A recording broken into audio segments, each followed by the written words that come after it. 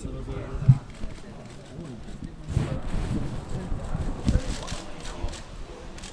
of information, I said what I've been, as I mentioned, whatever information I had is already public knowledge in my speeches in Parliament. And I focus on the question that there are those who say we are dealing with the elephant's carcass rather than the elephant, miss the elephant in the room. The elephant in the room is the 1MDB, and talk about the real lesson of the Bank Negara forex losses is that the major stakeholders, the ministers, the top civil servants, the parliamentarians, even the press, have failed to uphold the principle of good governance and accountability. Otherwise, we won't have ended up with this bank forex losses, and that's the lesson we must learn from the 1MDB. Are we going to wait for 25 years before we have a special task force on the 1MDB carcass? And I said that what we should be focused on. What I stand by everything I've said on the Bank Negara forex losses, and I still call for a Royal Commission inquiry. The more urgent thing is what do we do with the present elephant in the room, which is the 1MDB kleptocratic scandal, which has given Malaysia the infamy of a global kleptocracy. So I think that's more important, more urgent. They must learn from this lesson, and so that's that lah. And they asked me a few questions, and basically is that lah. Okay. Was it short because they were already satisfied with everything you gave them, or do they intend to? Because I said that what I know is in my speeches in Parliament, and I don't have any special involvement in the forex losses. Okay.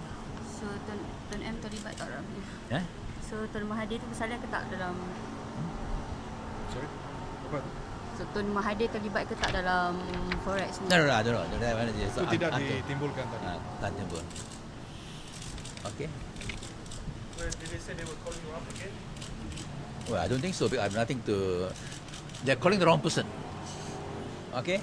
They should be calling the top civil servants, the ministers, and as I mentioned, Najib at that time was a key minister. No, only Najib, at that time parliamentary secretary of Ministry of Finance. He is now the Minister for International Trade, Dato' Mustafa. And you have another MP who was at that time parliamentary secretary to the Ministry, the Prime Minister's Department, Osman, the Pendang MP. What did they do? What did they do to uphold the principle of accountability and good governance? And I said I will find myself in a very anomalous position, as if I should not be in the dock, because a vindication of my speeches in Parliament.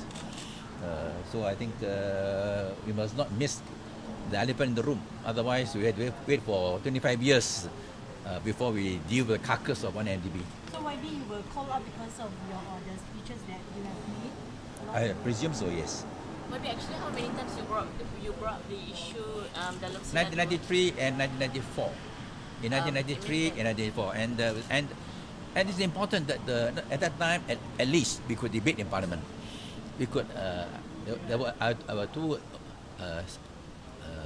debates in Parliament in 93, 94, and which is very different from today. Today we can even ask questions on 1MDB. So we are going backwards. We are not going forwards. And the 1MDB scandal, as we can see, happening every day, getting more and more monstrous, getting more and more requiring accountability and